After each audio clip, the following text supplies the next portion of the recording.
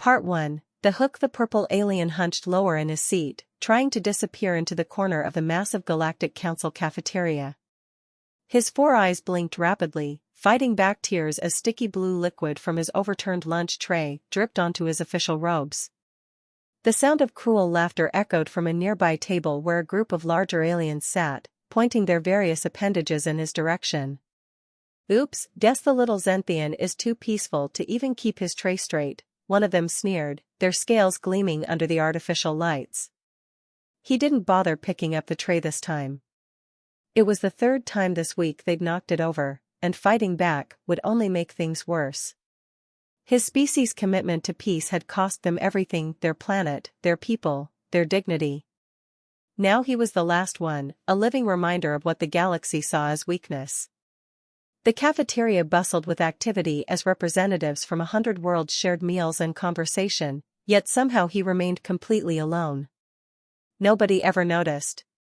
Nobody ever cared. Until today. Heavy Boots stopped beside his table. The alien tensed, expecting another taunt, another shove, another reminder of his place in the galaxy. Instead, a rough human hand reached down and began picking up the scattered pieces of his lunch. "Here, let me help you with that, buddy." The alien looked up in surprise at the weathered face of an older human maintenance worker. The man's gray hair was visible beneath his work cap, and his eyes held a kindness the alien hadn't seen since his homeworld burned. "The way I see it," the human said quietly as he worked, "sometimes the strongest thing you can do is keep getting back up, no matter how many times they knock you down." For the first time in years, the alien felt something spark in his chest, not quite hope, but maybe the seed of it. As the human helped him clean up, neither of them noticed the shocked stares from the other tables. No one had ever stepped in before. No one had ever cared enough to try. The galaxy was about to learn that sometimes the most powerful force wasn't in weapons or technology, but in a simple act of kindness from an unexpected source. Part 2. The Galactic Council's decision to admit Earth had raised eyebrows across the galaxy just 6 months ago. The massive crystal dome of the Council headquarters still gleamed new to human eyes, its rainbow sparkles a constant reminder of how far they'd come and how far they had yet to go. Primitives, the older species called them behind closed doors. Barely out of their gravity well. But they couldn't ignore Earth's remarkable achievement, mastering stable nuclear fusion in just under 3 centuries after discovering electricity. What had taken other species millennia, humans had stumbled upon through their unique blend of determination and desperation. Tom wiped sweat from his forehead as he finished mopping the East Wing. 30 years in the military hadn't prepared him for being a maintenance worker in an alien government building. The cleaning solution smelled strange. The floors were made of materials he couldn't pronounce, and half the time he wasn't sure if a puddle was a spill or someone's diplomatic guest taking a rest. But the job let him observe, and if there was one thing his years of service had taught him, it was how to read a room even when that room was filled with beings from across the galaxy. He saw how the newer species clustered together, trying to prove themselves. He noticed how the ancient races held themselves apart, wrapped in traditions older than human civilization. And he saw the purple alien, the Zenthian, alone every day. "They're peaceful to a fault," he'd overheard one of the senior diplomats explaining. Their whole civilization was built on nonviolence. No weapons, no armies, not even basic planetary defenses. They believed the galaxy would evolve beyond warfare. Tom had seen the footage of what remained of their homeworld. The scattered debris of a planet whose only crime was believing in peace. Now their last survivor spent his days being bullied in the very institution that had failed to protect his people. As he pushed his mop down the gleaming hallway, Tom caught his reflection in the polished walls. Gray hair, weathered face, worn maintenance uniform, not exactly humanity's finest representative. But he remembered another saying from his military days: sometimes the best soldier isn't the one who fights the hardest, but the one who knows when to extend a hand instead of a fist. Tomorrow was another day. Another chance to prove that humanity had more to offer the galaxy than just fusion technology. Sometimes the biggest changes started with the smallest actions, like helping someone pick up a lunch tray. The crystal dome caught the light of the setting sun, sending rainbow patterns dancing across the walls. Somewhere in this vast building of power and politics, a lonely alien was heading home, perhaps feeling a little less alone. And an old human janitor was forming a plan. Part 3. The next morning, Tom found himself looking through old archives in the council's public database during his break. The story of the Zenthians hit him harder with each detail he uncovered. They had been a thriving civilization, spread across 3 beautiful worlds circling twin suns. Their cities were built like gardens, their technology focused on healing and growth. When other species fought wars, the Zenthians sent aid to both sides. When planets faced natural disasters, Zenthian ships were always first to arrive with help. "Your people had courage," Tom said quietly to the young Zenthian as they sat in a quiet corner of the cafeteria. "Real courage." The alien's 4 eyes blinked in surprise. Few people ever spoke to him, let alone about his past. You know about us?" "I've been reading." Tom pulled out his tablet, showing historic images of Zenthian cities. "Your people chose peace even when it was hard. That's not weakness." The Zenthian's shoulders slumped. "The others say we were foolish. That we brought destruction on ourselves." His voice dropped to a whisper. "Sometimes I think they're right." Tom shook his head. "Let me tell you what I see. I see a people who stuck to their principles even when the galaxy turned dark. When the Krix raiders attacked the Centauri colonies, your ships evacuated thousands. When the Great Plague hit the Rigel system, your doctors worked without rest to find a cure. And when the Void Lords came, the Zenthian's voice trembled, we had nothing to fight them with." "But you didn't run," Tom said firmly. "Your people stood their ground. Used every ship you had not to fight, but to evacuate others in the Void Lord's path. You gave warning to dozens of worlds. Saved millions of lives." The young alien looked up, surprise written across his features. Most people only knew about the Zenthians' destruction, not what they'd accomplished in their final days. "The bullies here," Tom gestured to the other tables where several aliens quickly looked away, "they're scared. Scared because your people proved you can be powerful without being violent. Scared because you showed there's another way." "But we failed," the Zenthian whispered. "Did you?" Tom asked quietly. "You're still here. Still holding to your principles, despite everything.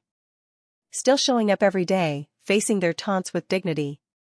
Seems to me like your people's spirit is very much alive." The Zenthian sat straighter, something shifting in his expression. Tom saw a glimmer of pride breaking through years of shame.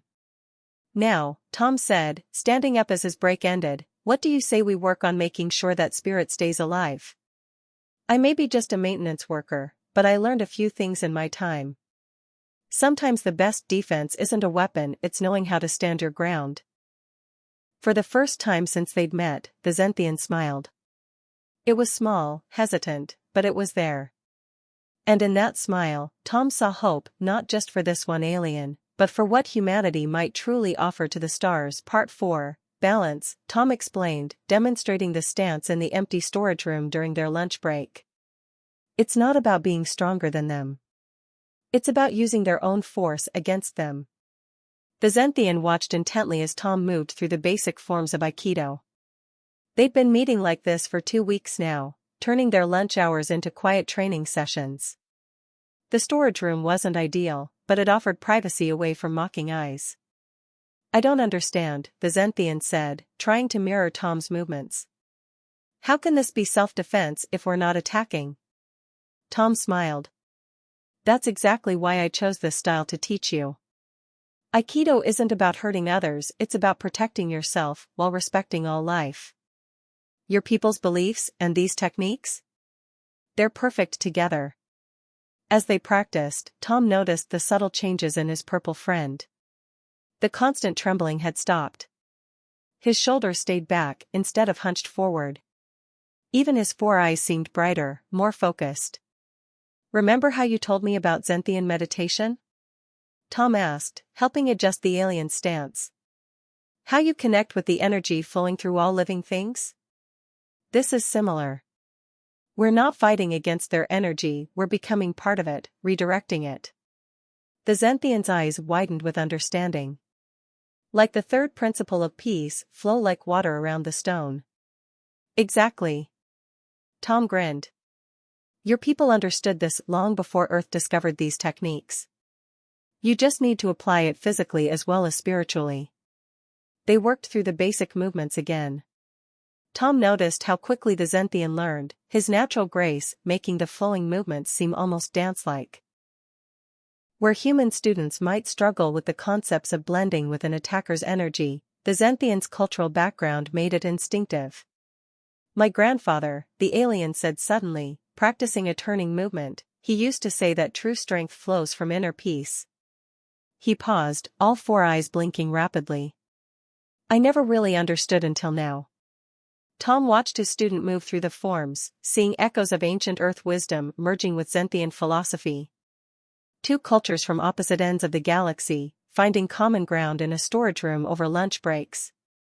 You know, Tom said as they finished the session, I think both our peoples have been teaching the same lesson all along. Real strength isn't about dominating others, it's about staying true to yourself, while helping others do the same. Massive, futuristic alien warships, imposing and heavily armed, gliding through a cold, snowy deep space environment. The ships are arranged in a powerful formation, their towering structures and high-tech weapons giving them an air of invincibility.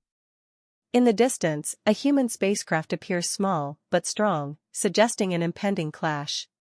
Snowflakes swirl in the icy atmosphere, creating a dramatic and tense backdrop.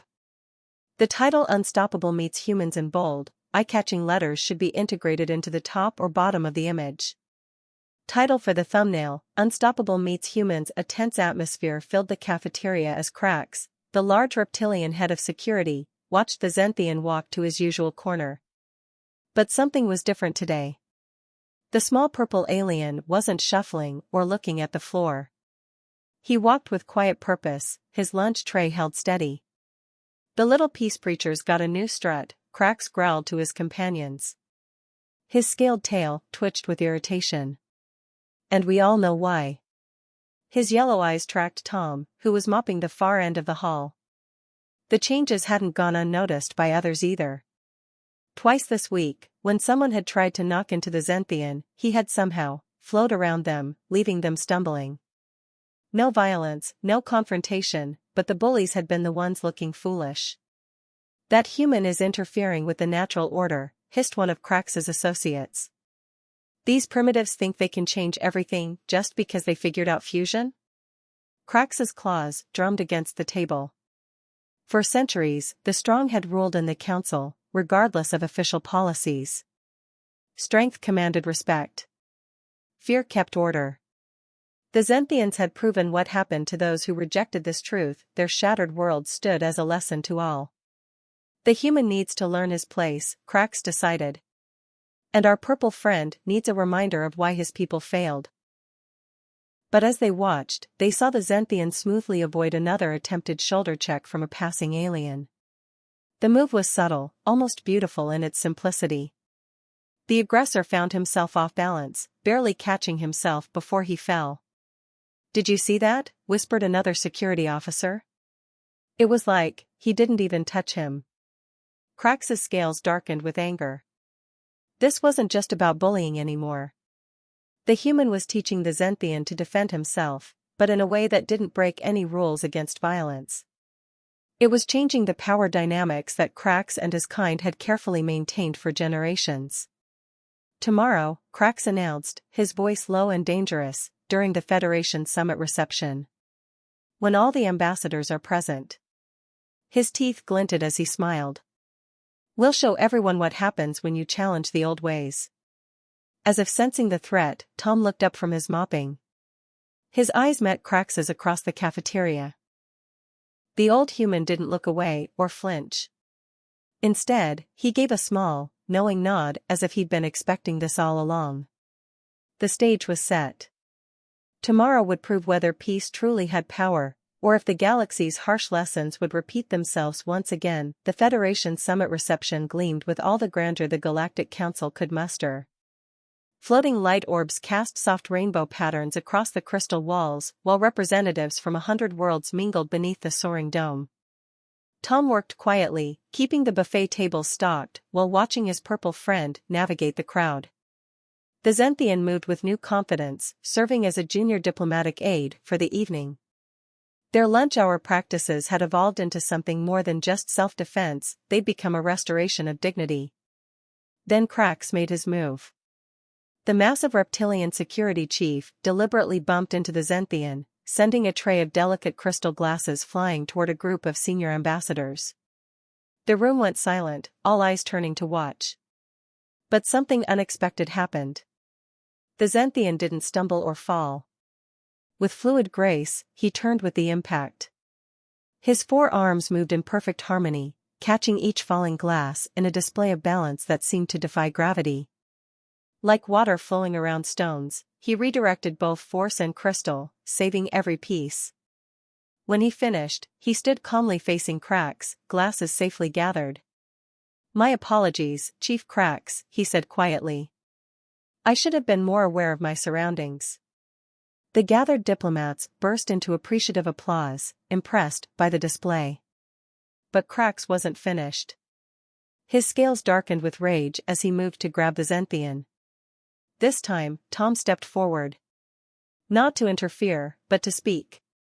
"You know," he said loudly enough for nearby diplomats to hear, "the Zenthians had a saying. True power lies not in the force of the wave, but in the ability to remain standing when it passes." The Zenthian's eyes widened, recognizing his own people's wisdom from one who had taken time to learn it. As Krax's claws reached for him, he simply wasn't there. No dodge, no evasion, he had merged with the movement itself, leaving the security chief grasping at air. "How dare you?" Krax snarled, but now the crowd's murmurs had turned disapproving toward him. "Fascinating," said an elderly Arcturian ambassador. "Such perfect harmony of movement. It reminds me of ancient teachings about the unity of all beings." Other diplomats nodded, seeing something they'd missed before. Here was strength that didn't diminish others, power that didn't require dominance. Krax looked around, suddenly aware that the tide had turned. His attempt to humiliate had instead revealed something beautiful, a bridge between humanity's pragmatic wisdom and Zenthian spiritual grace. The reception continued, but something had shifted in the great hall that evening. Old prejudices began to crack, and new possibilities emerged, all because a human janitor had seen value in what others had dismissed as weakness. In the days following the reception, whispers spread through the council halls. Not about the confrontation with Krax, but about something deeper, the true story of how the Zenthian worlds fell.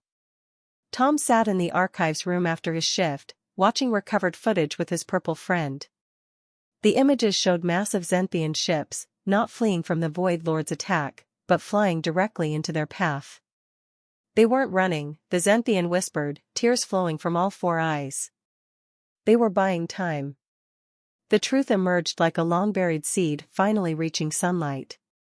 The Zenthians had detected the Void Lord's approach years before anyone else, thanks to their advanced sensing technology developed for exploring, not war. "Your people knew they couldn't fight them conventionally," Tom said softly, watching the recordings. "So they found another way." The footage showed Zenthian vessels positioning themselves between the Void Lords and populated systems. Not to fight, but to broadcast warnings, to guide evacuations, to save as many as they could.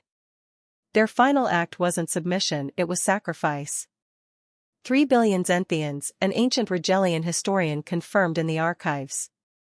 They gave their lives not in battle, but in the greatest rescue operation the galaxy has ever seen. Word spread quickly through the council. The Zenthians hadn't been weak, they had chosen to die so others might live.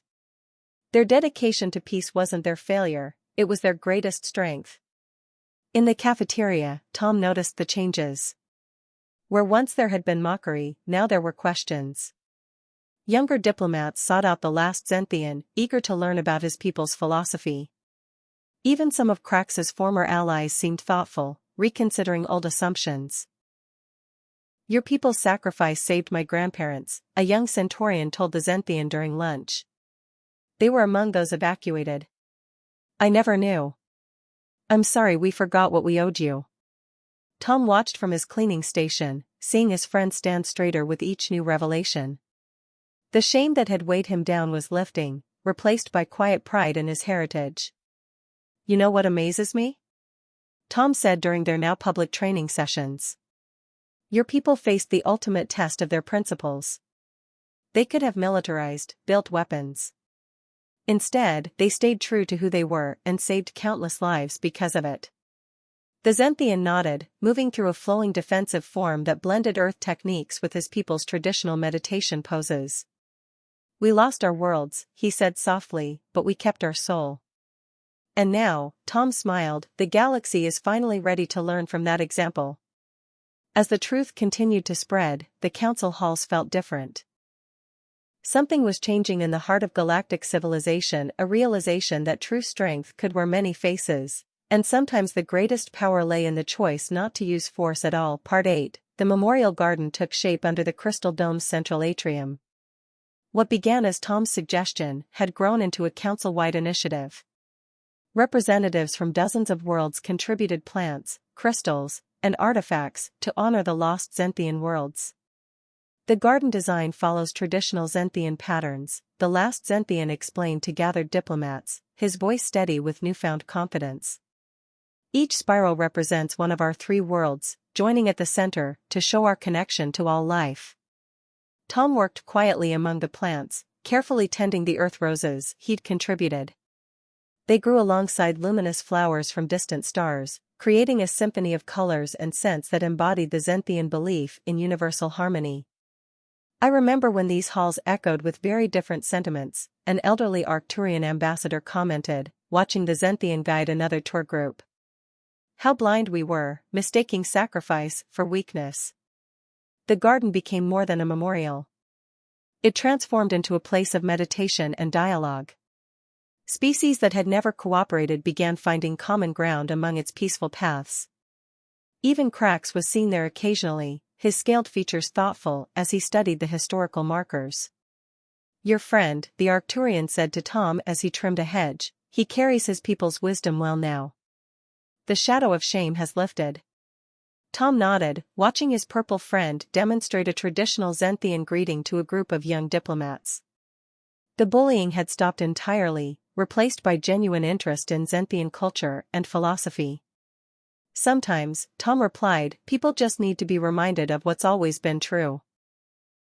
The garden filled with soft light as the twin suns of the Zenthian home system were projected overhead, a perfect recreation of the light that once nourished their worlds.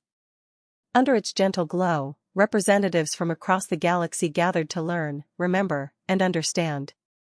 We thought we were teaching the galaxy a lesson with our strength, Krax admitted one quiet evening, surprising Tom at his work. Instead, we nearly lost something precious. Something we needed to learn.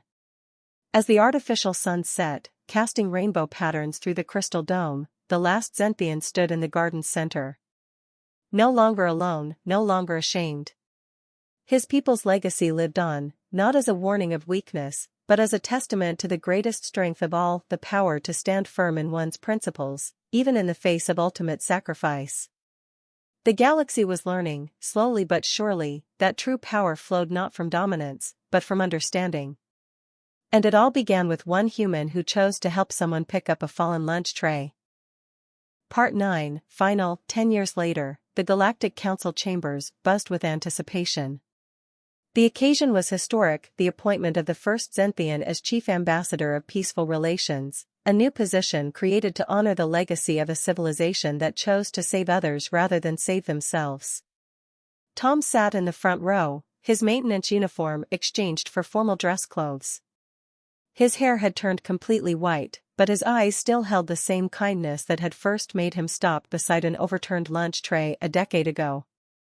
My people, the Zenthian began his acceptance speech, all 4 eyes scanning the gathered crowd, believed that strength flows not from the ability to harm, but from the courage to help.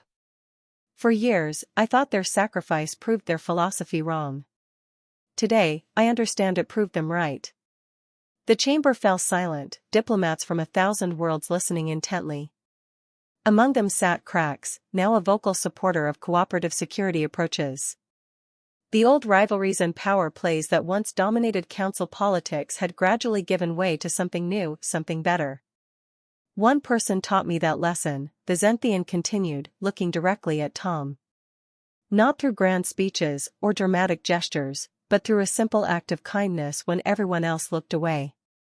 He showed me that true strength isn't about being feared, it's about being the person who stops to help someone in need. Tom felt tears in his eyes as his friend spoke. The frightened, bullied alien he'd met years ago had become a beacon of hope for the entire galaxy. Sometimes the biggest changes started with the smallest choices. The universe is vast and often harsh, the Zenthian concluded. But my people believed, and I now know, that it's not the harshness that defines us. It's how we respond to it. Every day, we choose to turn away or to help, to meet force with force or to find another way. He raised all four arms in a traditional Zenthian blessing. Let this new office stand as a reminder of that choice. And let us never forget that sometimes the greatest power lies not in the strength of our weapons, but in the strength of our compassion. As the chamber erupted in applause, Tom thought about all the twists and turns that had led to this moment. A simple job as a maintenance worker. A lonely alien in need of a friend. Small choices that rippled out to change the galaxy. The old human saying proved true once again, kindness wasn't weakness. Sometimes it was the greatest strength of all. And somewhere, on 3 shattered worlds circling twin suns, the spirits of billions of Zenthians looked down on their last surviving sun and smiled. Their sacrifice had not been in vain. Their wisdom lived on, touching hearts and minds across the stars, teaching an eternal truth, that in the end, love and compassion would always prove stronger than fear and force.